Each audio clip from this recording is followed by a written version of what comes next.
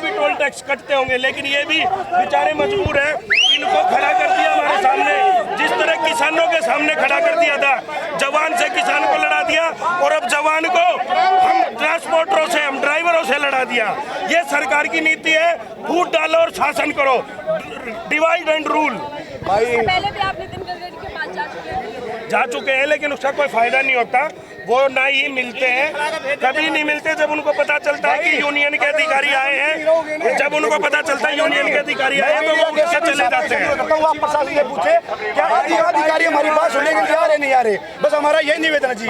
आप उनसे पूछे वे आ रहे हैं नहीं आ रहे, जब तक नहीं आएंगे हम ये धरना रहेगा। प्रशासन से भी सवाल करो। आगे बढ़ेंगे। 100 रुपये डीजल हो गया, और भाई ग्रीन टैक्स की है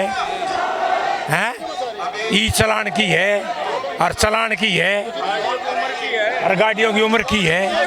सबसे बड़ी बात आप एक बात समझ के चलिए, यूरो 6 to यूरो 6 का सफ़र हमने पूरा किया है। आओ ना जी, यूरो 1 to यूरो 6 का सफ़र हमने पूरा किया है।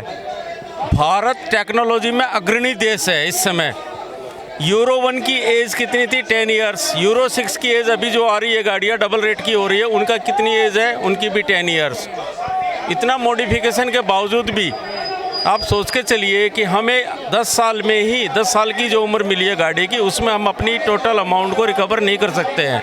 आफ्टर 10 इयर्स हमारी जो स्क्रैप पॉलिसी है ये देश की, इसके तहत हमारी गाड़ी कबाड़ में जाती है।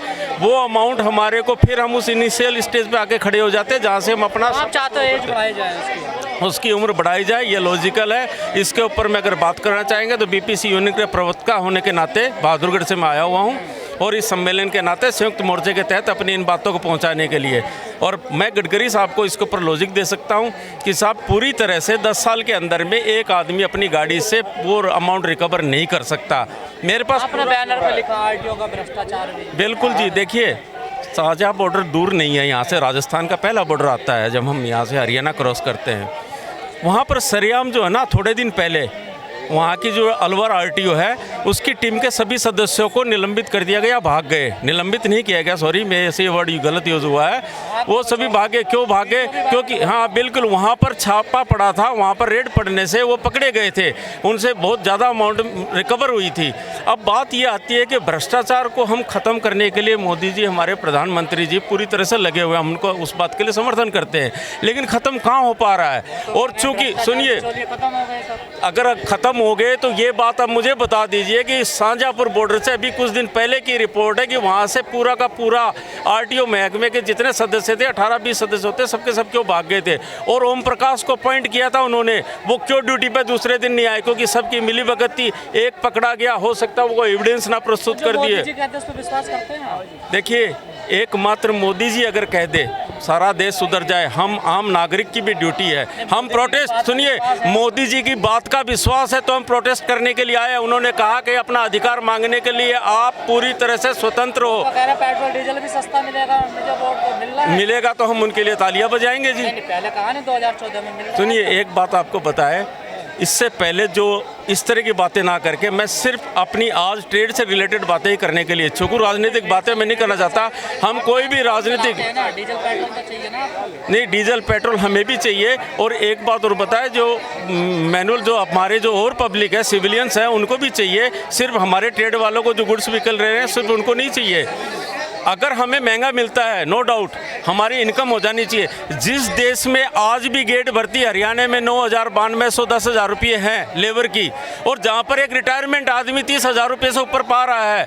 रिटायरमेंट आदमी की रिस्पॉन्सिबिलिटीज़ होती है उसकी अपनी वाइफ और वो, जबकि एक जिम्मेवार आदमी जो पूरे परिवार को चलाता है उसकी नौकरी की तनख्वाह होती है 10,000 रुपये।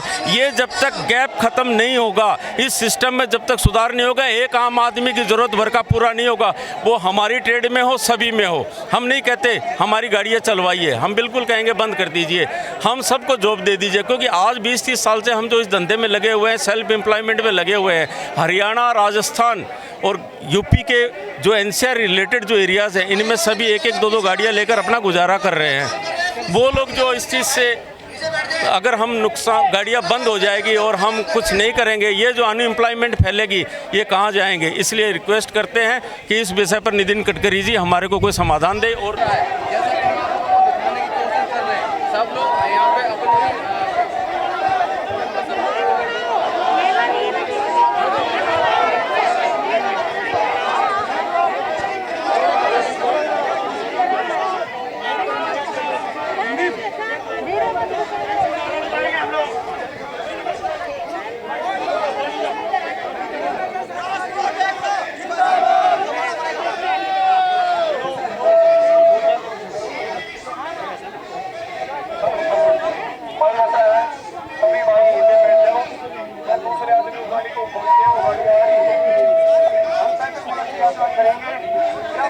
से जो आदमी आया हुआ है वो बैरिकेटर से परमिशन करा करके हमारे यहाँ से बात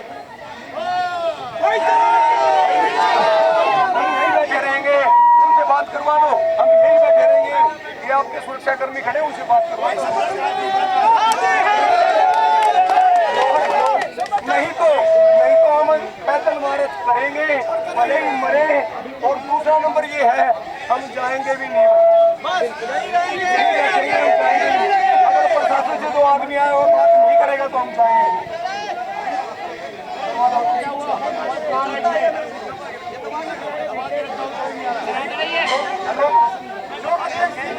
समर्थन कर रहे हैं, हमने ये कहा कि भाई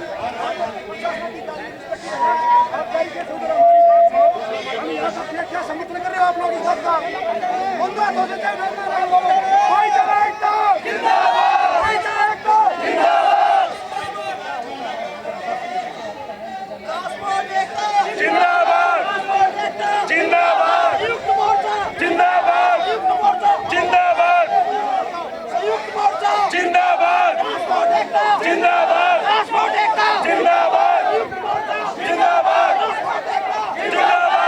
हमारी समस्या इस कदर भ्रष्टाचार बढ़ चुका है कि अब हम रोजी रोटी भी नहीं कर सकते अपनी। हमारा ये देखो, हमारी हम अपनी नितिन गडकरी जी से बातें करने जा रहे हैं, हमारा प्रशासन हमारे सामने जवान को किसान से लड़ा दिया और जवान को अब ड्राइवर से भी लड़ा दिया।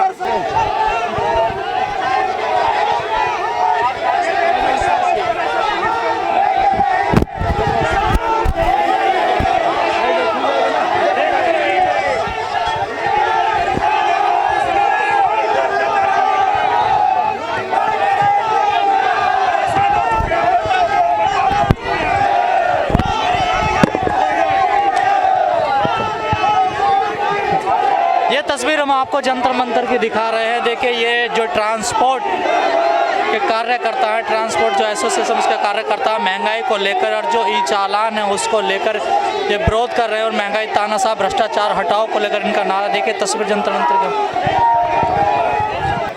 प्रशासन से भी सवाल करो।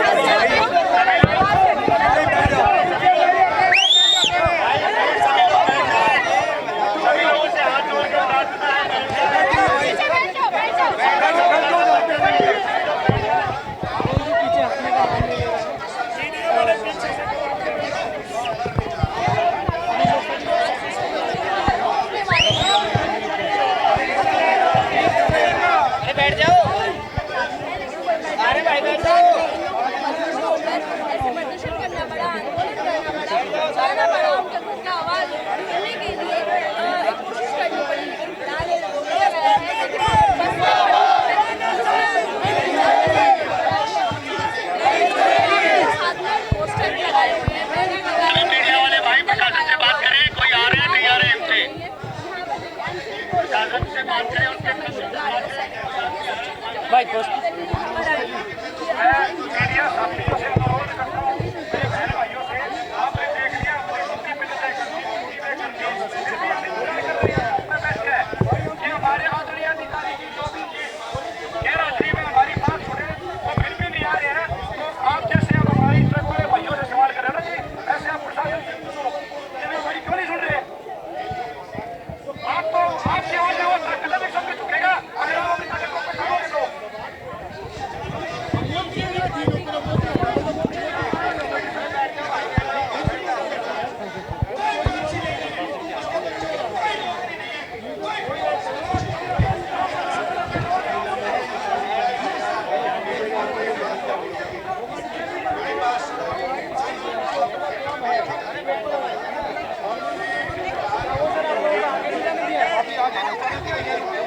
हमारी गाड़ी